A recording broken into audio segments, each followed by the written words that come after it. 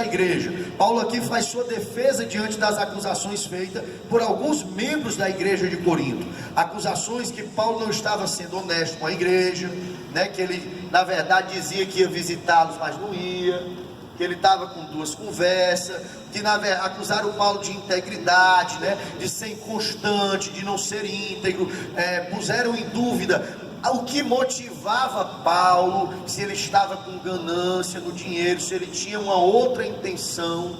Então, irmãos, para você ver que não é só nos dias de hoje, né? Mas Paulo também passou por tudo isso aí que os pastores passam. Paulo abre seu coração e fala de como essas críticas o deixaram triste, né? Paulo fica tão preocupado com essas falsas acusações que resolve inverter a ordem de sua viagem e passar primeiro em Corinto e depois seguir para a Macedônia. Isso é muito difícil, né? Ser caluniado é difícil. Por que é difícil para um pastor ser caluniado, né? Porque tudo que um pastor tem é um nome, né? Muitas vezes ele deixou tudo, e quando ele perde o nome, aquilo para ele é a única coisa que lhe restou. Então Paulo ficou tão perturbado, tão entristecido, que ele fecha a ordem da sua viagem e vai logo lá tentar resolver esse problema, essa angústia que estava sufocando o seu coração. Paulo fez então uma viagem dolorosa, que como nós aprendemos, a igreja onde o resultado de sua visita não foram bons. Paulo sai de Corinto, mas envia Tito para disciplinar o irmão faltoso. Paulo decidiu não voltar à igreja nesse clima de tristeza.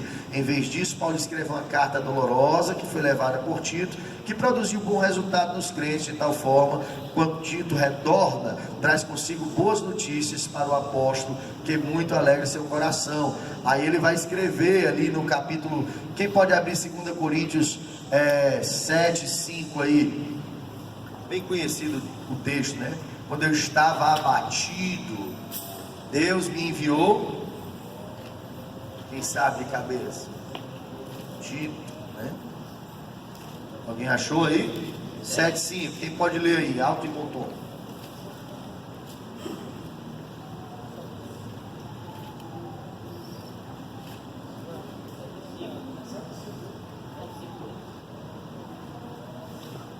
Deixa eu ver aqui. É diferente, né? Então é o 2,7, perdão. Deixa eu ver aqui que eu tinha.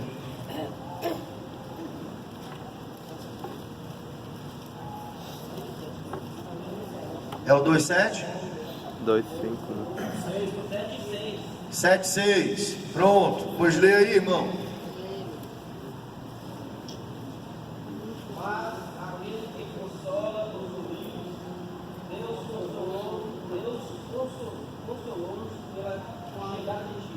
Pronto, aquele que consola os humildes me consolou com a chegada de Tito. Em outras traduções diz assim: quando eu estava abatido, me enviou a Tito. Deus me enviou a Tito, né? Então Paulo fala justamente dessa vinda de Tito aí, né? Vamos observar a defesa de Paulo diante dos seus críticos.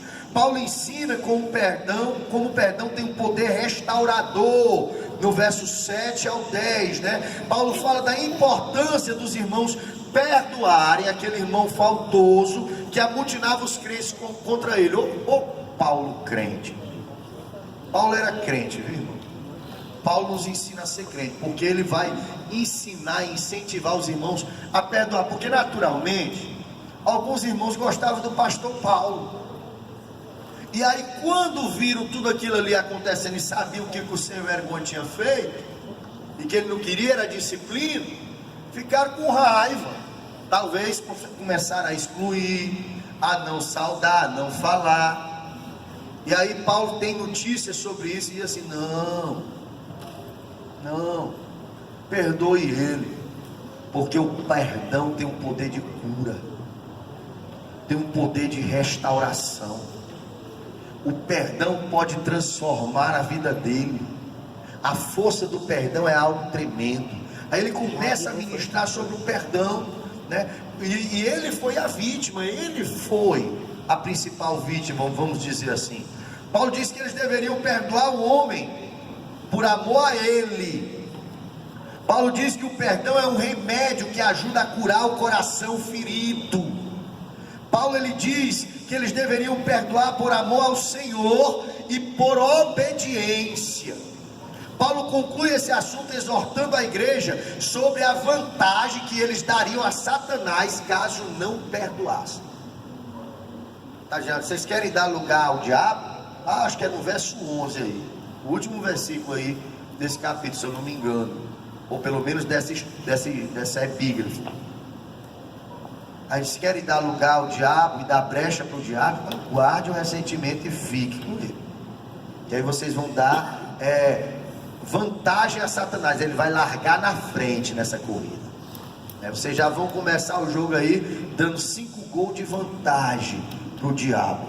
Então o perdão é algo que precisa acontecer na nossa vida. Não combina com um cristão a ausência de perdão. Paulo aqui começa a nos ensinar como ministros da nova aliança o que devemos ser e esperar. Em 2 Coríntios 2, já do verso 12, que é a partir da outra epígrafe aí na Bíblia de vocês. Vocês podem acompanhar aí com a Bíblia aberta, tá? Todo ministro da nova aliança deve ser comprometido com o Evangelho. Todo ministro da nova aliança deve saber que Deus é quem abre as portas para o Evangelho. Todo ministro da nova aliança deve saber que estará sujeito a grandes angústias. Verso 13: todo ministro da nova aliança deve ter um otimismo indestrutível, ele não pode andar desanimado. Todo ministro da nova aliança deve exalar o bom perfume de Cristo. Todo ministro da nova aliança é um agente de vida ou de morte. Todo ministro da nova aliança deve ter uma integridade irrefutável, deve ser alguém exemplar. E Paulo demonstra essas